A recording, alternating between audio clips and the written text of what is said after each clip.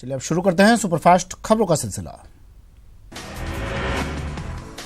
प्रधानमंत्री नरेंद्र मोदी अपने 2 दिवसीय दौरे पर दक्षिण कोरिया के सियोल पहुंच गए हैं। सियोल रवानगी से पहले पीएम ने दक्षिण कोरिया को मूल्यवान मित्र और मेक इन इंडिया, स्वच्छ भारत, स्टार्टअप इंडिया जैसे कार्यक्रमों में विशेष सामरिक साझेदार बताया।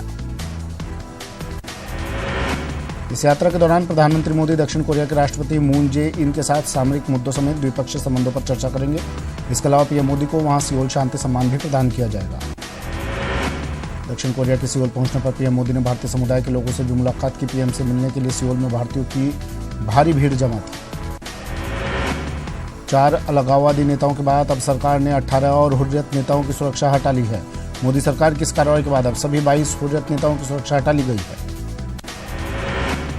जिन नेताओं की सुरक्षा हटाई गई है उनमें SS गिलानी, आगा सैयद मौसवी, मौलवी अब्बास अंसारी, यासिन मलिक, सलीम गिलानी, शहीदुल इस्लाम, जफर अकबर भट्ट, नईम अहमद खान, मुख्तार अहमद वाजा, फारूक अहमद किचलू, मसरूर अब्बास अंसारी, आगा सैयद अबुल हुसैन, अब्दुल गनी शाह और मोहम्मद मुसद्दिक भट्ट शामिल हैं। अलगाववादी नेताओं के साथ साथ जम्मू और कश्मीर के 155 राजनीतिक व्यक्तियों की भी सुरक्षा में बदलाव किया गया है। गृह मंत्रालय की ओर से सुरक्षा हटाए जाने या कम करने को लेकर एडवाइजरी जारी कर दी गई है। पाक को अलग थलग करने के लिए अब भारतीय क्रिकेट कंट्रोल बोर्ड ने क्रिकेट विश्व कप से पाकिस्तान को बाहर करने की कोशिश शुरू कर दी है। बीसीसीआई पाक को वर्ल्ड कप से हटाने के लिए आईसीसी को खत लिखेगा। सूत्रों से मिली जानकारी के मुताबिक राहुल जौहरी इस पत्र में पुलवामा हमले के बाद देश में गुस्से के माहौल का हवाला देंगे और अपील करेंगे कि पाकिस्तान को क्रिकेट विश्व कप से बाहर किया जाए, क्योंकि ऐसे माहौल में भारत को पड़ोसी मुल्क के साथ क्रिकेट नहीं खेलना चाहिए। क्रिकेट प्रशासकों की समिति के चेयरमैन विनोद रॉय ने बीसीसीआई के सीईओ राहुल जौहरी से आईसीसी को खत लिखने के लिए कहा है। उन्होंने ये राय कई पूर्व क्रिकेटरों और देश के वर्तमान माहौल को देखते हुए दी है। पुलवामा हमले के बाद पाकिस्तान पर अंतर्राष्ट्रीय दबाव बढ़ता ही जा रहा है। अजहर मसूद पर बैन लगाने के लिए यूएन में प्रस्ताव लेने की बात करने के बाद अब फ्रांस ने कहा है कि पाकिस्तान का FATF के ग्रे लिस्ट से बाहर आना मुश्किल हो गया है।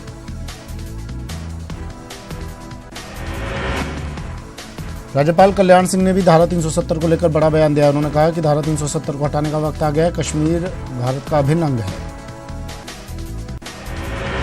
बीकानेर जिले के प्रभारी मंत्री सालेह मोहम्मद का कहना है कि जम्मू कश्मीर में आतंक को खत्म करने के लिए केंद्र सरकार को सख्ती दिखानी चाहिए।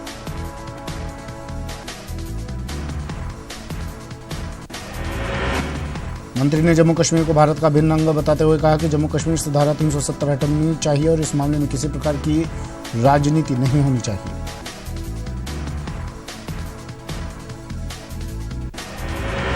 खाद्य नागरिक आपूर्ति मंत्री रमेश मीणा, खनन मंत्री प्रमोद जैन भाई ने शहीद हेमराज मीणा के विनोद कला गांव पहुंचे और शहीद स्मारक पर पुष्प चक्र अर्पित किए।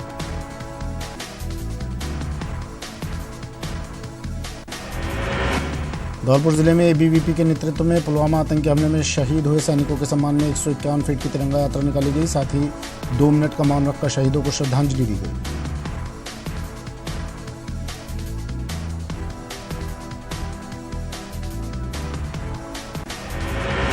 हिंडौन सिटी में शहीद जवानों के परिवारों को आर्थिक मदद देने के लिए नगर परिषद के सभापति, आयुक्त और कर्मचारी आगे आए हैं। करीब 1.5 लाख की राशि दान की है। मंत्री भजनलाल जाटव धौलपुर जिले के जैतपुर गांव पहुंचे और पुलवामा के आत्मघाती हमले में हुए शहीद भागीरथ सिंह के परिवार से मुलाकात कर संवेदना प्रकट की। पुलवामा के आतंकी हमले में शहीद हुए राजसमंद के शहीद नारायण लाल गुर्जर के घर पहुंचकर मंत्री अशोक चांदना ने परिजनों से मुलाकात की।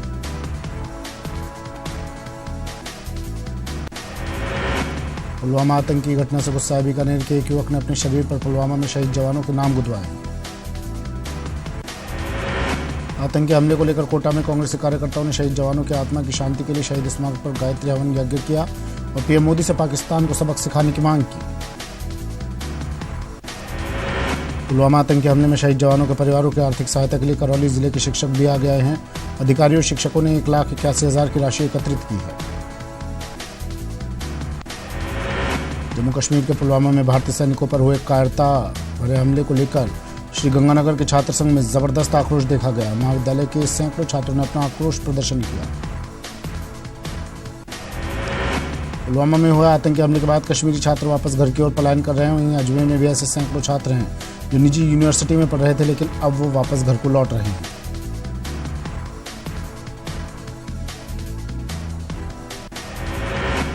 भारत अगले दशक 2019 से 2028 में सबसे तेज गति से आर्थिक विकास करने वाला देश बना रहेगा और इस दौड़ में वो चीन को भी पीछे छोड़ देगा। ये रिपोर्ट वैश्विक स्तर पर अनुमान और आंकड़ों के विश्लेषण करने वाले संस्थान ऑक्सफोर्ड इकोनॉमिक्स ने जारी की है।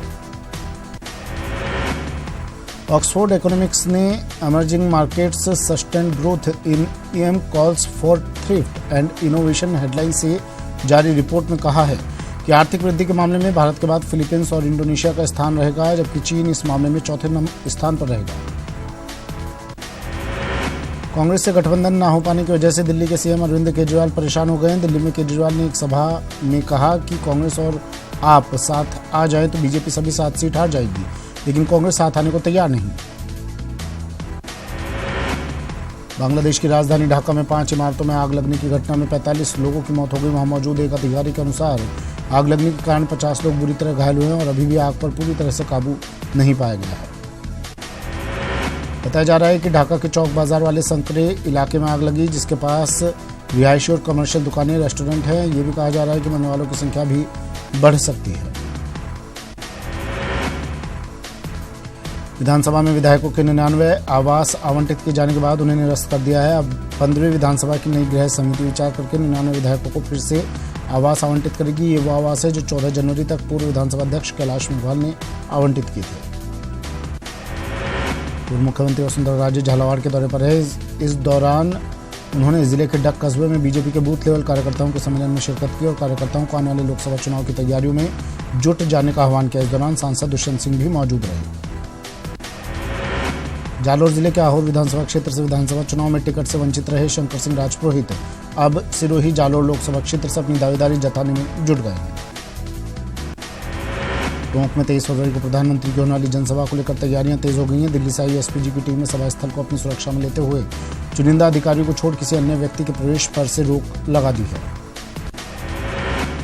डूंगरपुर जिले में कांग्रेस ने मिशन 25 को साधने के लिए जनसंपर्क अभियान किया। अभियान के तहत सभी 200 विधानसभा सीटों में घर घर जाकर वोटर्स से समर्थन की अपील की।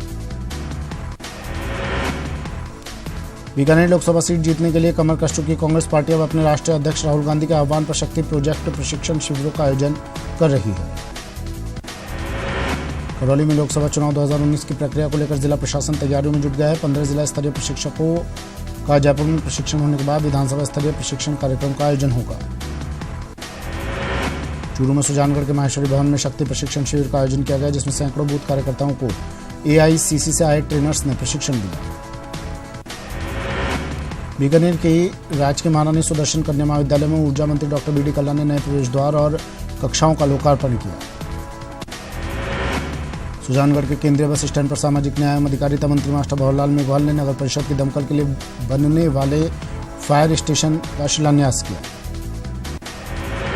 बूंदी में खेल राज्य मंत्री अशोक चांदना के खिलाफ विद्युत निगम के कर्मचारियों ने मोर्चा खोल दिया। दरअसल सोमवार को जब मंत्री चांदना नैनवा गांव के दौरे पर थे, उस दौरान उन्होंने अधिशासी अभियंता से गाली गलौज की और फिर थप्पड़ भी जड़ दिया। अधिशासी अभियंता जेपी मीणा ने खुद को जान का खतरा भी बताया। अभियंता का कहना है कि इस पूरे मामले पर मंत्री पर सख्त कार्रवाई होनी चाहिए और जब तक कार्रवाई नहीं होगी तब तक अनिश्चितकालीन धरना जारी रहेगा। फिलहाल मंत्री चांदना ने पूरे आरोपों से पल्ला झाड़ दिया है। हालांकि इस पूरी घटना का ऑडियो भी वायरल हो रहा है, जिसमें मंत्री जी गाली गलौज करते दिख रहे हैं। कोटा में भी खेल मंत्री के थप्पड़ कांड की गूंज सुनाई दी। यहाँ भी डिस्कॉम के कर्मचारी और अधिकारी एकत्रित होकर आईजी कार्यालय पहुंचे और मंत्री अशोक चांदना के खिलाफ केस दर्ज करने की मांग की।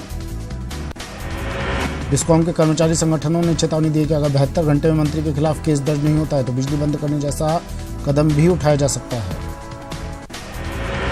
खेल मंत्री अशोक चांदना पर लगे मारपीट के आरोप के बाद राज्यसभा सांसद डॉक्टर किरोड़ी लाल मीणा ने उन पर निशाना साधा है। उन्होंने अफसर से मारपीट करने को अन्यायपूर्ण बताया और सरकार से मंत्री चांदना पर कार्रवाई की मांग की। जयपुर दौरे पर आए महेश शर्मा ने कहा कि बीजेपी ही राम मंदिर का निर्माण करवाएगी और किसी पार्टी में राम मंदिर बनाने की हिम्मत नहीं है। आपको बता दें कि प्रधानमंत्री नरेंद्र मोदी ने अपनी कैबिनेट मंत्रियों को देश भर में जनता के बीच जाकर उनके सुझाव लेने के निर्देश दिए हैं।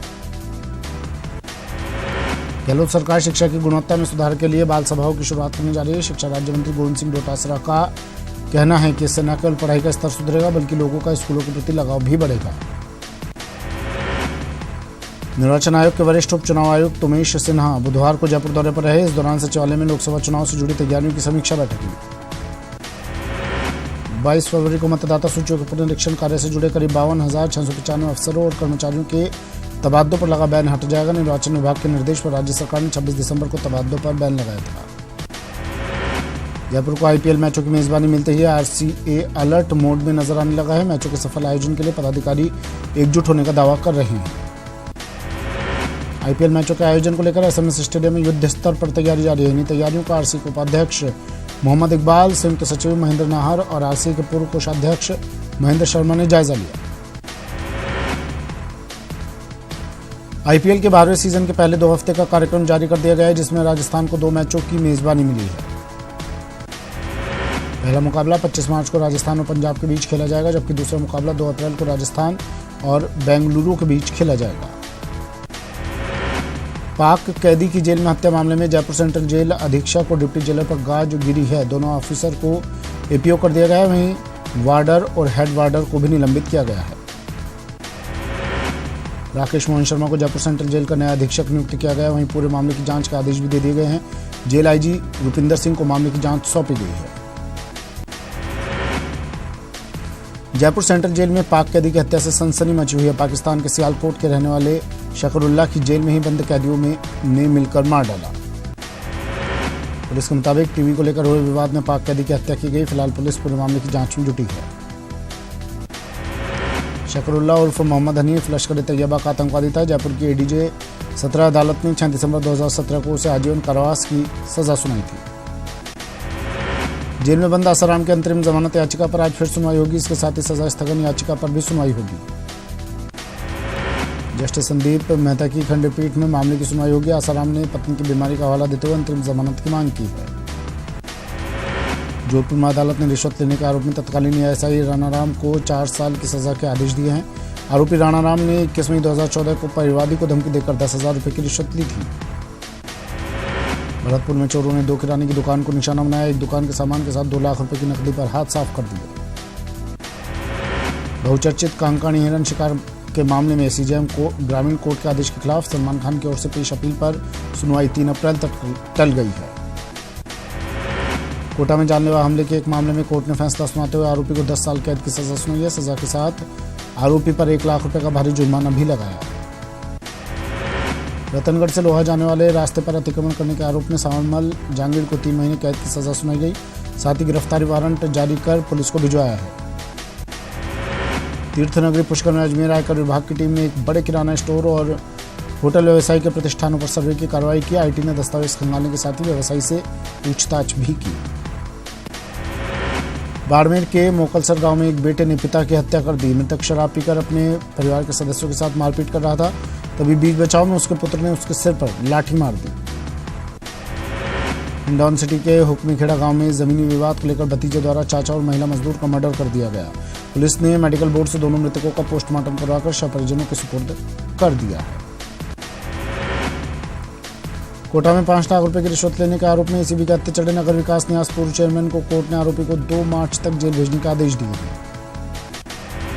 नागौर के गोटन थाना क्षेत्र में मिले युवक के शव के मामले में पुलिस ने मात्र 6 घंटे में खुलासा कर दिया है। हत्या के आरोपी कुंपडास निवासी हरसुखराम और उसकी पत्नी को गिरफ्तार कर लिया है।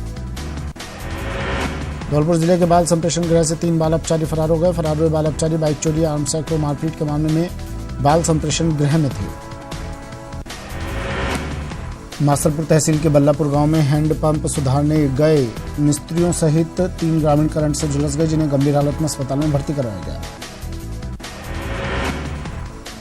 चित्तौड़गढ़ जिले के बधेसर उपखंड क्षेत्र के बाजार में बाइक पार्किंग को लेकर 2 पक्षों के बीच कहासुनी हो गई। दोनों पक्षों ने एक दूसरे पर जानलेवा हमला कर दिया, जिसमें 4 लोग घायल हो गए।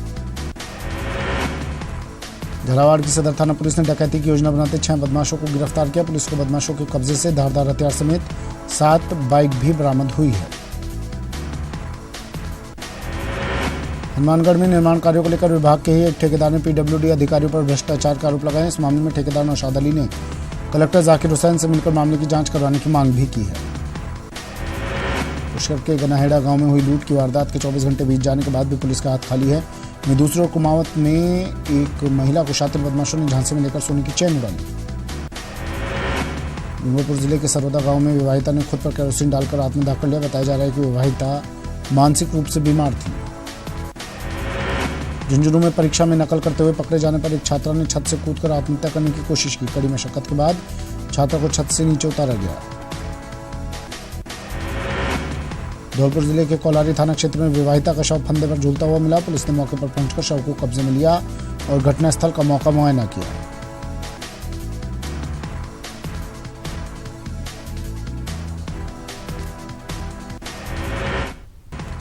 जैसलमेर में जवाहर अस्पताल परिसर में खड़ी एम्बुलेंस में अचानक आग लगने से हड़कंप मच गया। आग लगने की सूचना पर मौके पर पहुंची अग्निशमन की गाड़ियों ने आग पर काबू पाया।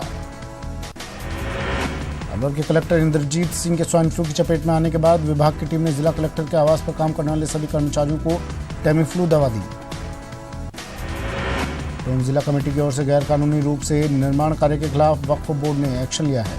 बोर्ड ने निर्माण तुरंत रोकने के निर्देश जारी किए हैं। चूरू जिले में 54 स्वाइन फ्लू पॉजिटिव और 9 लोगों की मौत के बावजूद बेपरवाह चिकित्सा अधिकारियों ने सर्वे तक करवाने की जहमत नहीं उठाई। सीएमएचओ ने अधिकारियों को फटकार लगाई।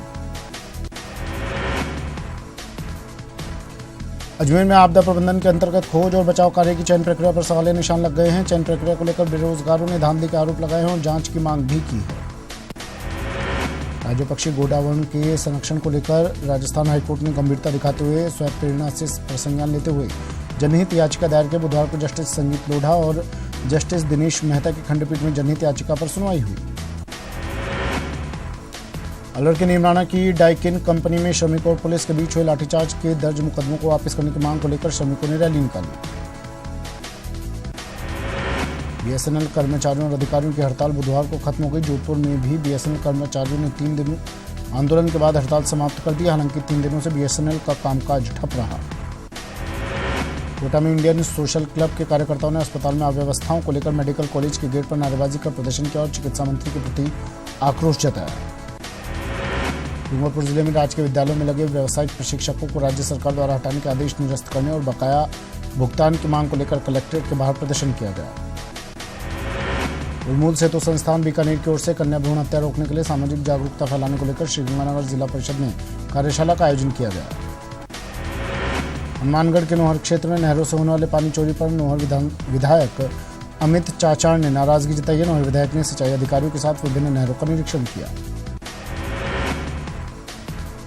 पुलिस महानिदेशक कपिल गर्ग रोहट पहुंचे। डीजीपी गर्ग का एसपी आनंद शर्मा ने गुलदस्ता भेंट का स्वागत किया और पुलिस टुकड़ी ने डीजीपी गर्ग को गार्ड ऑफ ऑनर दिया।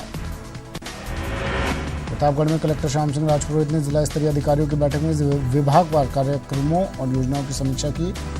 बैठक में सभी विभागीय अधिकारियों को आपस में समन्वय बनाकर कार्य करने के निर्देश दिए गए। प्रतापगढ़ कलेक्टर ने राजस्व अधिकारियों की बैठक लेकर भूमि रूपांतरण के मामले में सावधानीपूर्वक नियमानुसार कार्रवाई करने के निर्देश दिए।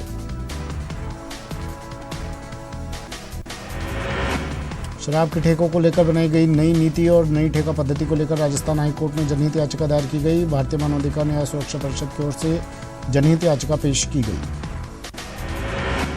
सरकार की ओर से कृषक ऋण माफी योजना के तहत शिविरों का आयोजन किया जा रहा है। बुधवार को दौसा जिले के गीजगढ़ गांव में किसान कर्ज माफी शिविर का आयोजन किया गया। डॉक्टर एसआर राजस्थान आयुर्वेद विश्वविद्यालय ने डॉक्टर राजेश भारद्वाज को कॉलेज ऑफ आयुर्वेद का डीन अकेडमिक नियुक्त किया। डॉक्टर भारद्वाज ने डीन अकेडमिक का पदभार ग्रहण किया। जोधपुर में राजस्थान हाईकोर्ट एडवोकेट एसोसिएशन की ओर से व्यक्तित्व विकास पर व्याख्यान का आयोजन किया गया। पुलिस कमिश्नर ने अधिवक्ताओं को संबोधित करते हुए अपने अनुभव साझा किए। बीकानेर के बहुश्रोत परिषद के सदस्य मुनिश्री राजकरण जी स्वामी द्वारा लिया गया संथारा संपन्न हो जाने के बाद गंगा शहर में जैन समाज के लोगों ने उनकी अंतिम यात्रा निकाली।